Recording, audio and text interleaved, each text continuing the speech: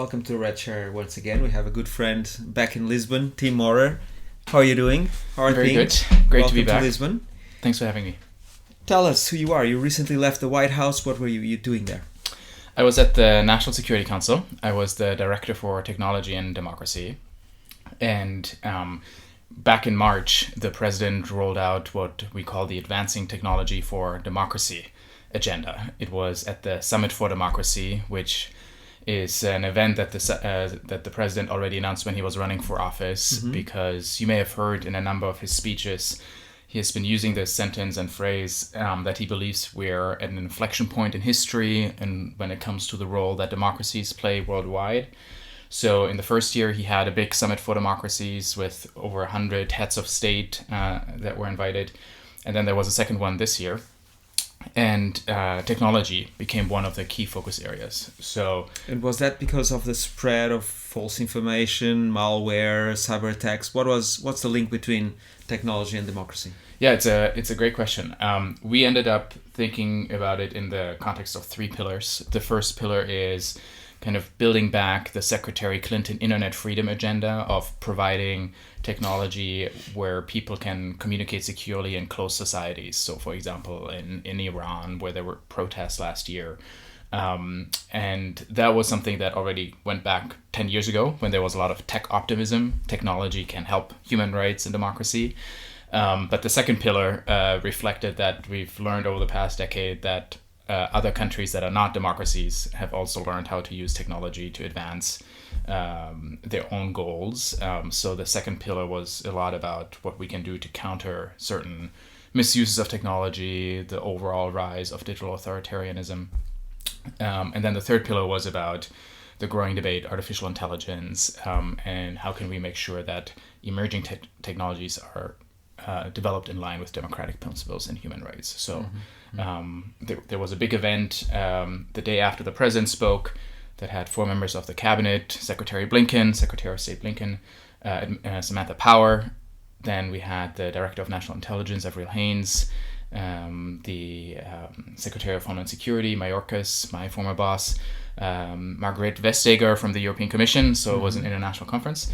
And there's a lot of momentum specifically at this nexus of this technology and democracy. So tech is in the center of all the debates for those and many other reasons, and you've been part of it for the last decade and actually way more than that. Where did you start your career?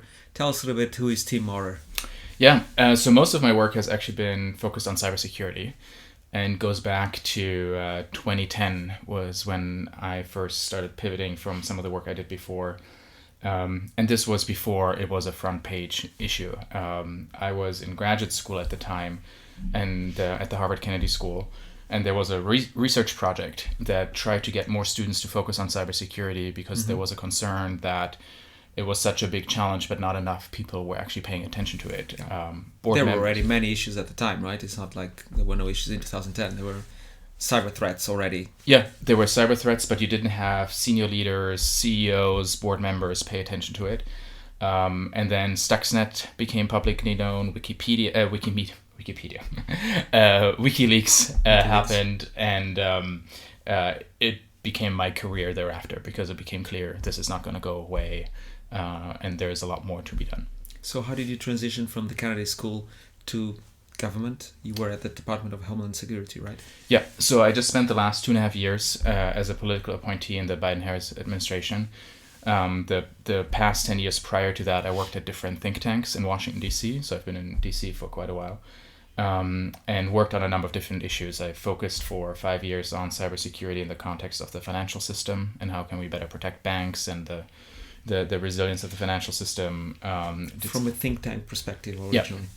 But we did a lot of work actually with large banks, the G7, but also in Europe, Banco Santander, some of the French banks, and sometimes think tanks can facilitate convening government and industry and create some more informal conversations than the sometimes more formal government industry, existing negotiations channels. sometimes. Exactly. So for 3 years I ran this project, and then I joined first the campaign, the Biden campaign for a few months, and became part of what's called the transition team, which is a small team of, in this case for national security, 100 and 150 people that no longer think through what are the issues we want to highlight in the campaign to win the election, but that team gets stood up in the summer before inauguration for the two leading candidates on both sides of the parties, and they start thinking about what should be the priorities on day one and the first 100 days of a new administration. So it's no longer political in the sense of winning an election, but it's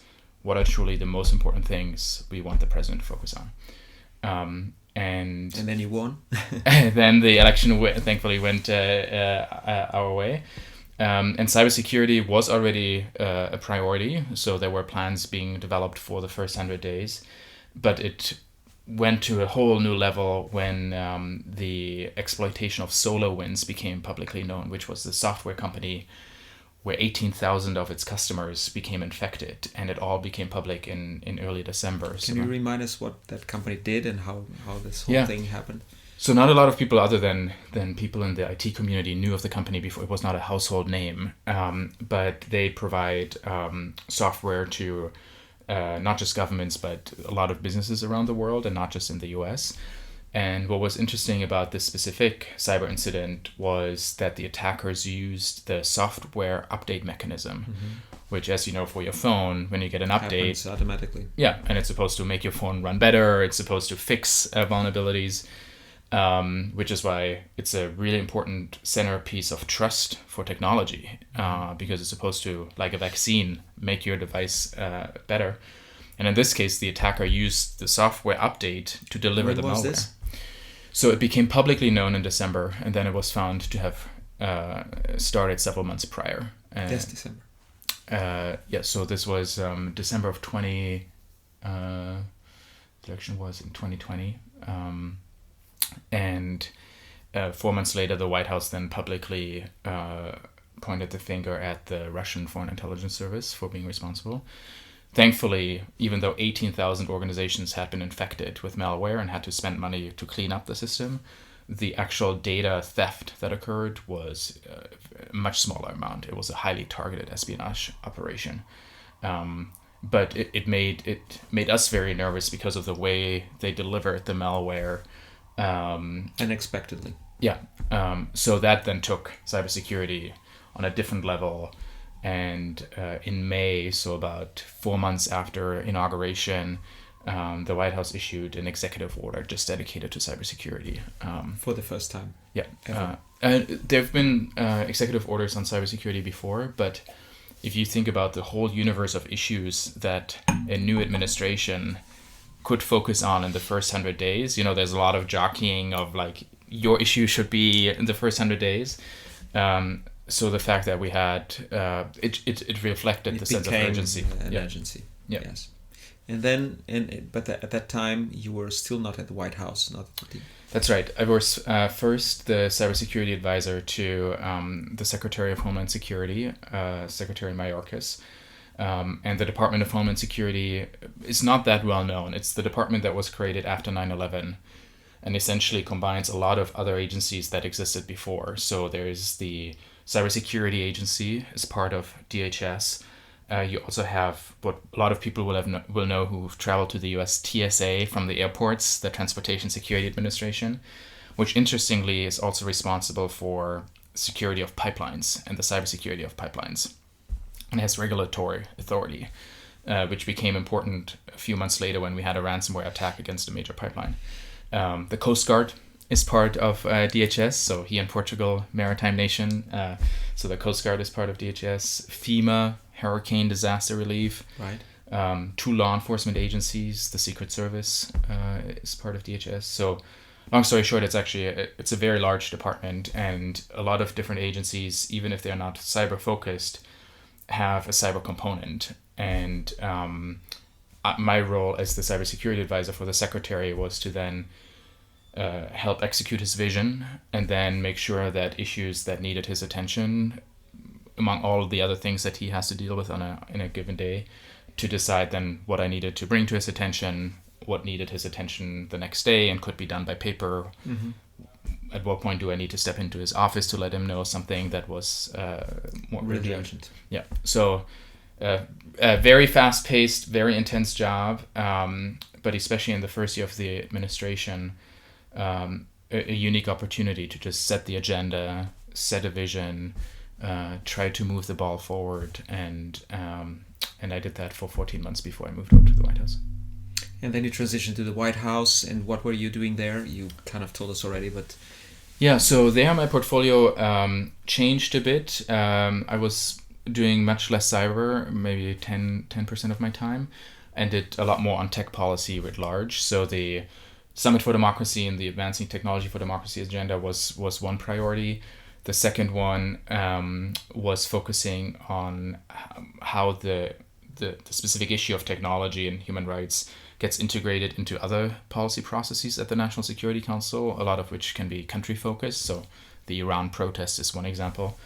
And then I was the co-chair of the US-EU Trade and Technology Council and the working group dedicated to data governance and platform accountability. So the Digital Services Act, the Digital Markets Act, so some of the big European regulatory frameworks were issues that we discussed in that context. So a much broader portfolio, but as exciting as the previous one, a little less crisis-driven, right?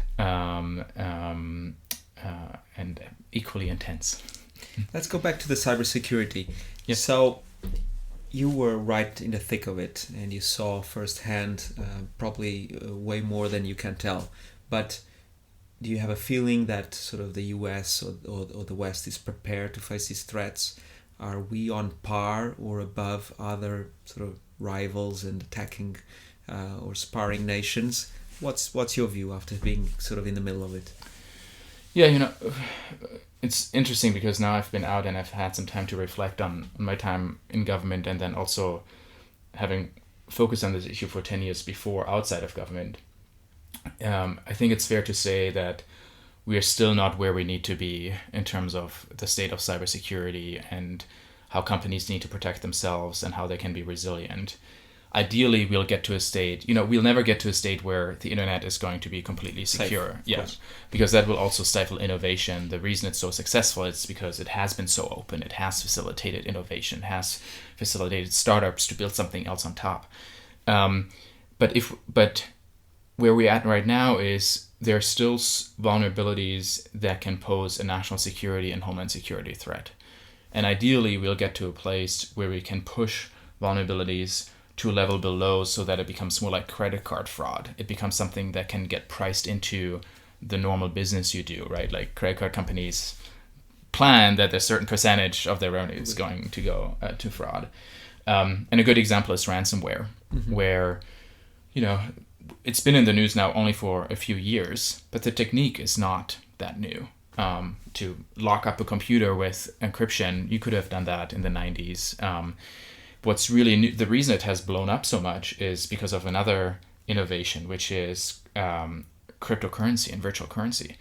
10 years ago, if you were a criminal and you would have locked up a computer and wanted money, you would have had to tell the victim, send me the money on via Western Union or like use a bank, and then give me a bag of money. Yeah, exactly. Yeah, and the anti-money laundering system is working pretty well, so you were able to can't do that anymore, right? Yeah.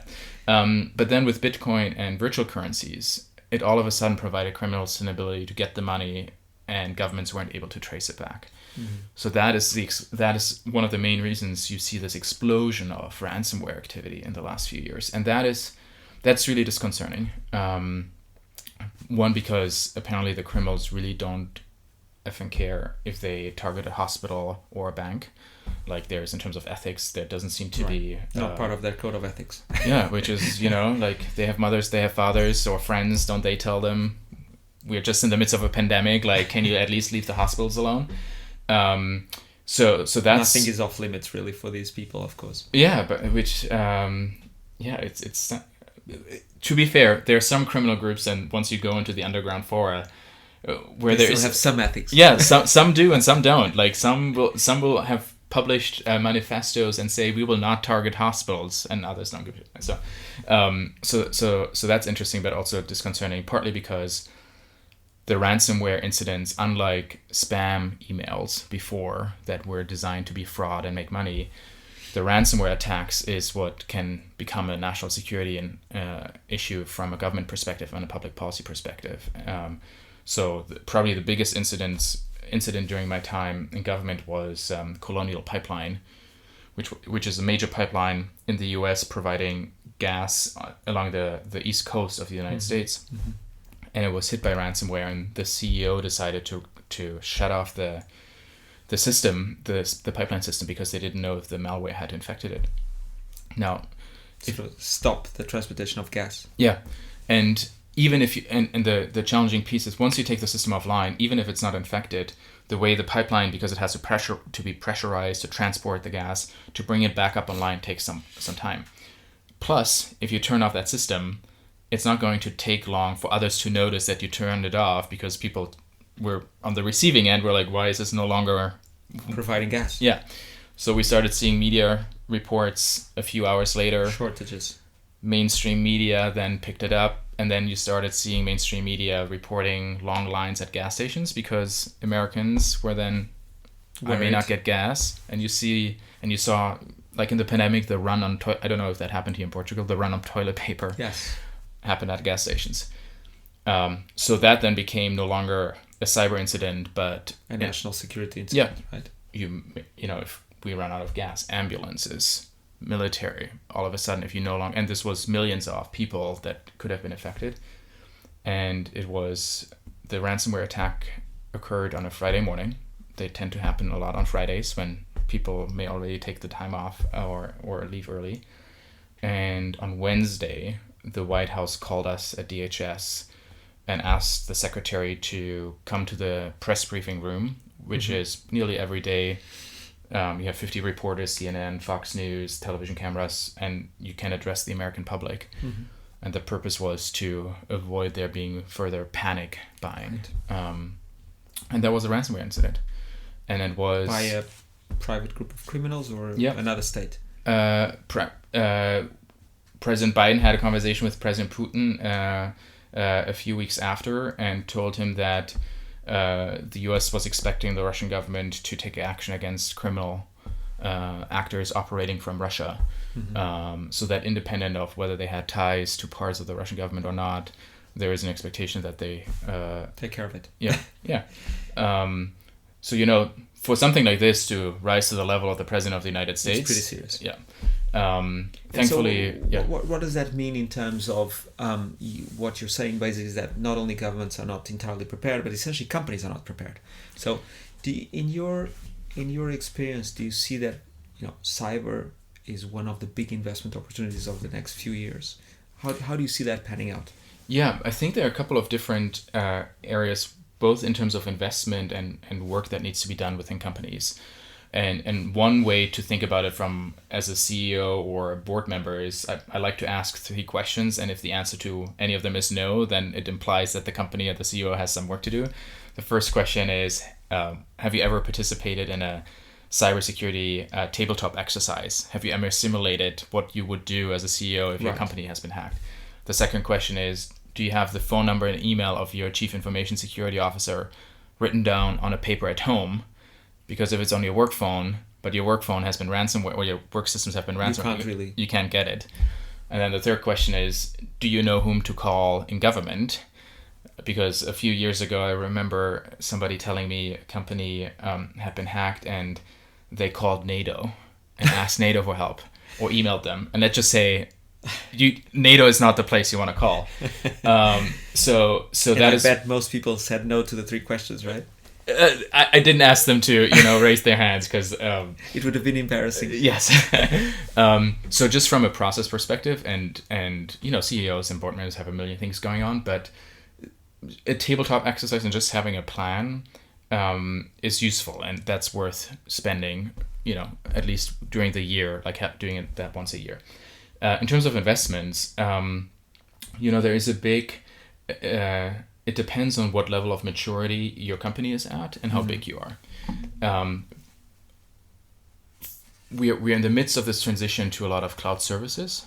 Part of the reason being that you outsourcing some of your infrastructure to cloud services is cheaper, one, but two, then facilitates also cybersecurity protection because they are focused then on concentrating on it. Now, sometimes people unfortunately assume that as soon as they migrate to the cloud, they're already more secure. But what we've learned is actually more of a shift in how you have to allocate your staff, because you have to train your staff for how to use a cloud properly, and that you don't accidentally choose a setting that leaves a door open for attackers to come in. There's also a piece to this that I do think ultimately cloud services can be very helpful for small and medium-sized companies who don't have the expertise to have a strong IT team in-house. But at the same time, it creates kind of a Fort Knox problem, right? If you put all of your gold in Fort Knox and the attacker gets into Fort Knox, then all the gold is gone. It's not without a systemic risk right there. Yeah. The other piece in terms of thinking about where we're heading in the future is with 5G, we'll have a lot more other devices connect from in a households to the internet. That creates a different type of attack surface. You'll see more computing on the edge. So that's a different piece of the puzzle. But perhaps in the next few months, I actually see a particularly short-term risk tied to generative AI, because one of the challenges criminals have had in the past is to be native speakers in certain languages. So you'd get an email and you can tell that it's not Portuguese. Right. So criminal activity has been partly balkanized based on language in the past. Now with generative AI, they can fake it. Yeah. And you also have the issues of deep fake audio and video material, where we've had a few instances where CEOs have been impersonated. If you've spoken publicly, or if somebody takes this podcast, takes your voice.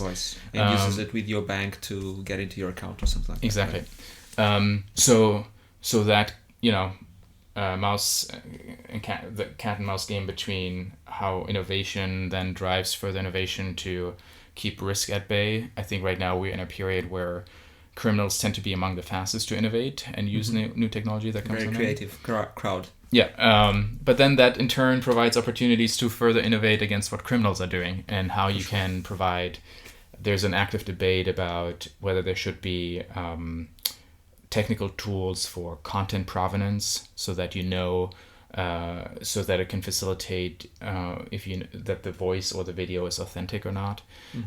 So that's another area where there's, I think, some very active debate. And then if we look more into the medium to long term, quantum computing is a topic that is... I was about to ask about that. I mean, quantum computing can change completely the whole game, right? Yeah. For the good and for the bad, right? All the current protections would be rendered useless, I guess, but at the same time, you would have ways to protect with countermeasures. Yeah, there are some algorithms that now already exist that are resistant, and there's the process to develop the ones that have to be replaced.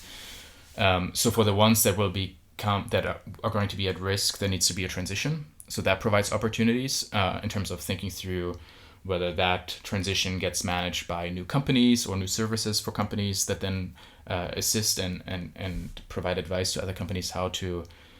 crypto agility is one of the buzzwords right now, so that you can recreate your architecture, so that you can facilitate the transition of your cryptography to the standards once they have been formalized. But to your point, quantum computing, apart from cybersecurity, is going to be it's going to change the way we think about technology in so many different ways that it's going to, I think, unlock a whole new set of potential opportunities as well as risk. Right now, the U.S. government uses I think at DHS refer to the 2030s as the timeline where we think there may be a potential breakthrough. So, we're still looking in terms of quantum computing, yeah, right? Yeah, but it's all Yes, we've been waiting for that for quite a few decades already. But hopefully it will come and change all our lives for the better. So you'd say that this is an area that people should be really attentive, not only because of their current businesses, but because of innovation, the good and the bad and the ugly innovation. It's relevant for companies who have data where they have a reason to believe that the data 10 years from now would still be sensitive and would need to be protected. And the reason I say that is, as you know, we have data theft that happens all the time. We have state actors that, for IP theft purposes, steal data. We have criminal actors. And one of the concerns that the government has had, because the government has a lot of classified information that needs to be classified for 25, 50 years. And certain companies also have information that is highly sensitive for commercial purposes.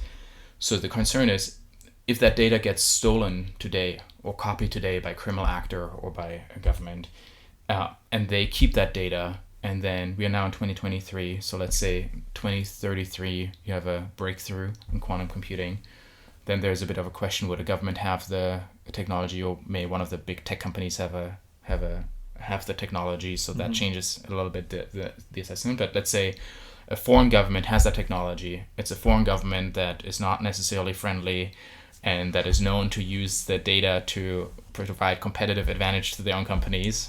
Everybody, I think, will have a few or at least one country in mind.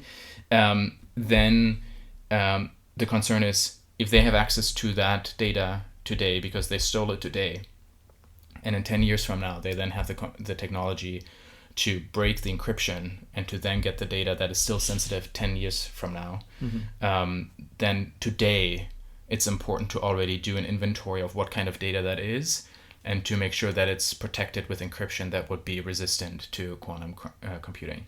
Because that technology already exists. Yeah. So, that depends on the sector. You could think that, for example, in the financial sector, some of the data may be sensitive. Certain types of manufacturing businesses or high tech where the intellectual property is still going to be relevant, or patents 10 years from now. So for those kind of companies, it may be worthwhile asking the question now, what is the data that we have? How is it currently protected? And then being a little ahead of the curve rather than getting because the transition to new cryptographic standards take a long time. Like if we look back at the past couple of decades, just because it's so complex, we have to get everybody kind of to move.